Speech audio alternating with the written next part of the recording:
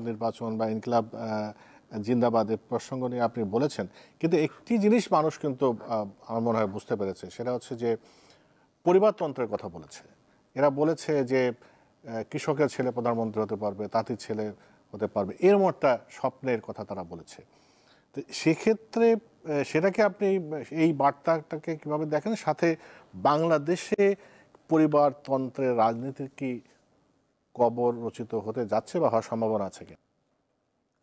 প্রথমত জিনিসটা হলো যে পরিবারতন্ত্রের বিরুদ্ধে তাদের যে আহ্বান, এটাকে আমি খুবই ইতিবাচকভাবে দেখি। খুবই, আমি মনে করি এটা হওয়া উচিত। মানুষ যদি জানে যে আমাকে সারা জীবন কর্মী হয়েই থাকতে হবে, স্লোগান দিয়েই চলতে হবে, তাহলে সেই রাজনীতিতে মানুষ আসবে কেন? তারও তো আকাঙ্ক্ষা থাকতে পারে। আবার পরিবারতান্ত্রিক কিন্তু অন্য জিনিসও আছে। আরেকটা জিনিস আমি বলি, পরিবারতান্ত্রিক ব্যাপারটা হলো যে বাবার ছেলে হবে, সেই ছেলেই রাজা হবে, সেই প্রধানমন্ত্রী হবে, সেই দলের প্রধান হবে। এটা যে পরিবারতন্ত্র, এটা কি করে? এটা সাধারণ কর্মীকে নিরুৎসাহিত করে। তাকে বলেই দেয় যে তুমি হলাম গিয়ে প্রজা আর আমি হলাম গিয়ে রাজা, তোমার দায়িত্ব হলো আমাকে জিন্দাবাদ বলা। তো এটা ঠিক না, এটা গণতন্ত্রের এটা মূল বক্তব্য নয়। আমাদের এখানে আরেকটা পরিবারতান্ত্রিক না, কিন্তু আরেকটা এরকম একটা ঘটনা আছে। সেটা হলো গিয়া, যত দল দেখবেন আপনি, দলের যারা প্রধান হন ওনারা প্রধানের পদ ছাড়তে চান না, কেউ না। দেখেন, আমরা যখন স্টুডেন্ট ছিলাম তখন দেখতাম এই রাশেদ খান মেনন, তখন থেকে ওয়ার্কার্স পার্টি মনে হলো যে ওনার একটা প্রত্যেক সম্পত্তি আর কি পাইছে, ওটা উনি জীবনে ছাড়বে না, ওইটা নিয়ে এসে আছে। তো এই পার্টি কীভাবে সম্ভব? এবং একই জিনিস, যা সদস্যের দিকে হাসানুল হক ইনুর প্রত্যেক সম্পত্তি হয়ে গেছিল, ব্যক্তিগত সম্পত্তিতে পরিণত হয়েছিল।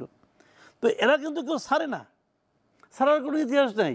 দিনের পর দিন ইলেকশন করে, ইলেকশনে মিজারেবল রেজাল্ট করে, পথ ছাড়ে না, সেই থাকবে। আবার বিএনপিতে একই জিনিস, আওয়ামী লীগেও একই জিনিস, সমস্ত পলিটিক্যাল পার্টিতে। খালি যেন জামাতটাতে আমি একটু চেঞ্জ দেখি, এরা আমার মনে হয় তুলনামূলকভাবে গণতান্ত্রিক। বিদেশে দেখবেন নির্বাচনে দল হাইরে গেছে,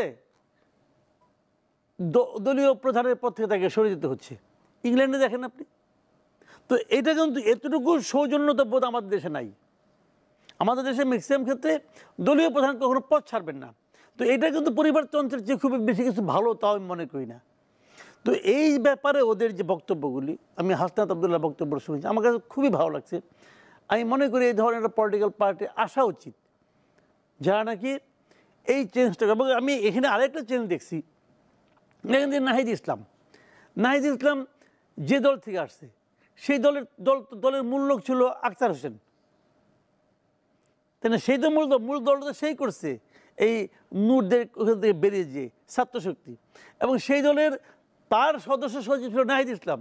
এখন নাহিদ ইসলাম হয়ে গেছে দলের প্রধান চেহারা, এবং এটা তো আখতার হোসেন মেনেছে। আবার দেখেন, নাগরিক কমিটি যেটা ছিল সেটার মূল লোক ছিল পাটোয়ারি যখন সিরিয়াল অনেক পিছনে বেড়ে গেছে, কিন্তু পাটোয়ারি কিন্তু নতুন একটা দল করে নাই, সে ওদের সঙ্গে আছে।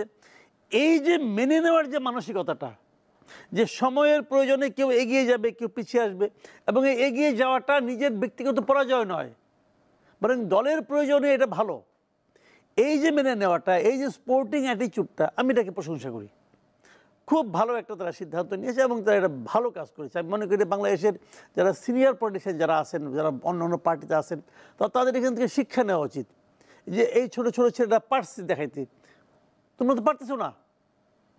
তো এটাকে আমি সাপোর্ট করি। যে জনাব সাকিব, এই পরিবারতন্ত্র সাথে যে প্রশ্নটা আপনার করতে চাই, সেটা আপনি বারবার বলেছেন, দীর্ঘদিন ধরে বলে আসতেছেন যে আপনারা গণতান্ত্রিক রূপান্তর চান, বহাল ব্যবস্থা বাদ দিয়ে আমরা আপনারা যে এটার জন্যে যে রাজনৈতিক দলগুলো আছে, আপনি বলেছেন যে সবাই একটা পলিটিক্যাল শিফটের জন্যে অ্যাগ্রি করেছে। কিন্তু আপনি কি এটা দেখেন কিনা যে যেহেতু গণতান্ত্রিক রূপান্তর করতে হলে যে রাজনৈতিক দলগুলো আছে তাদের মধ্যে গণতন্ত্রের চর্চা থাকা দরকার। যে দলগুলো গণতন্ত্র নিজেদের মধ্যে চর্চা করে না, তারা একটা দেশকে গণতন্ত্রে রূপান্তর করবে কিভাবে? না বটেই, এটা তো একটা গুরুত্বপূর্ণ প্রশ্নই যে দলের অভ্যন্তরে গণতন্ত্রের চর্চার প্রশ্ন। কিন্তু যেটা ঘটে সেটা হচ্ছে যে ধরুন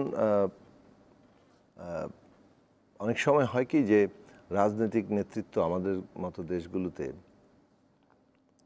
যেভাবে কাজ করে এটা কেবল ক্ষমতার সাথেই সম্পর্কিত তা না, মানে এটা মোটামুটিভাবে তার ইমেজ, তার ইনফ্লুয়েন্স যেভাবে তৈরি হয় সমাজের মধ্যে, এটাকে তাৎপর্যপূর্ণভাবে বদল ঘটানোর মতো না ঘটলে পরিবর্তনটা ওইভাবে সাধারণত আমরা দেখিনি। মোটামুটিভাবে আমাদের এখানে প্রধান নেতৃত্বরা মোটামুটি আজীবনই নেতৃত্ব দিয়েছে, কিন্তু যে কাল্টের রাজনীতি তৈরি হয়ে যাবে, সেই কাল্টের রাজনীতির একটা প্রেক্ষাপটও সমাজের মধ্যে আছে। কাল্টের গ্রহণযোগ্যতা আছে বলেই কিন্তু কাল্টটা কাজ করে।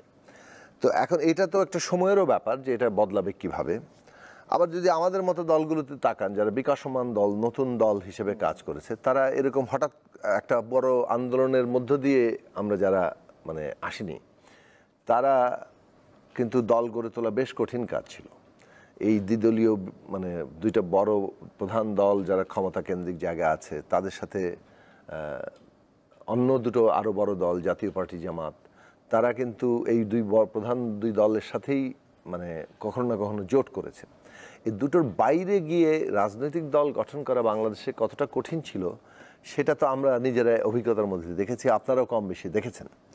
সেইখানে এবং যেখানে ন্যূনতম গণতান্ত্রিক চর্চা নাই, না দলের অভ্যন্তরে না রাষ্ট্রের মধ্যে, আমাদের আগ্রহের জায়গাটা ছিল যে রাষ্ট্রে গণতান্ত্রিক চর্চা না আনতে পারলে এই দলগুলোতে গণতন্ত্র নাই এটা বলে বলে আমি আহাজারি করে কি করব। বিএনপি কিংবা আওয়ামী লীগ কিংবা জাতীয় পার্টি কিংবা জামাত ইসলামীতে গণতন্ত্র আছে কি নাই, এই প্রশ্ন বাইরে থেকে আমরা তুলতে পারি, সেটা একটা নাগরিক হিসেবে যে কেউ দাবি করতে পারেন।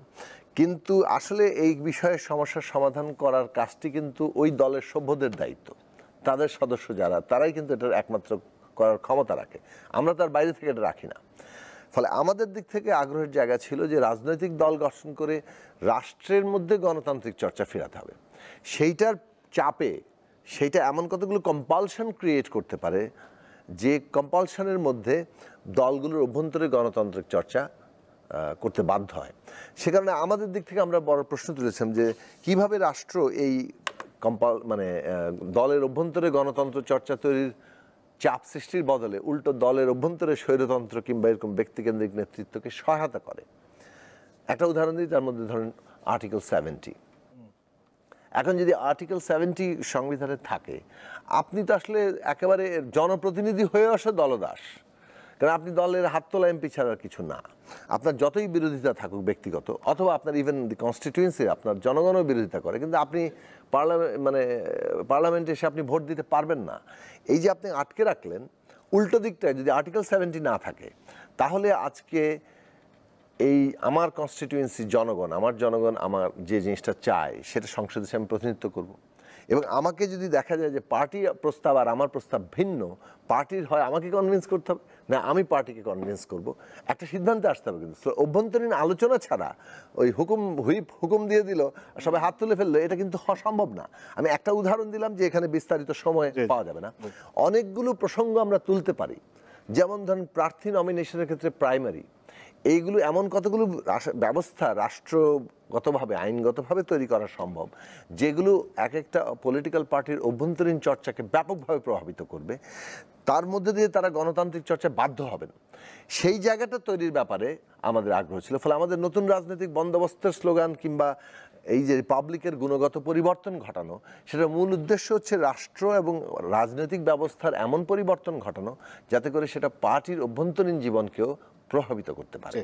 বাইরে থেকে নসিহত করে তো আসলে অন্য পার্টির অবস্থাটা বদলানো যায়।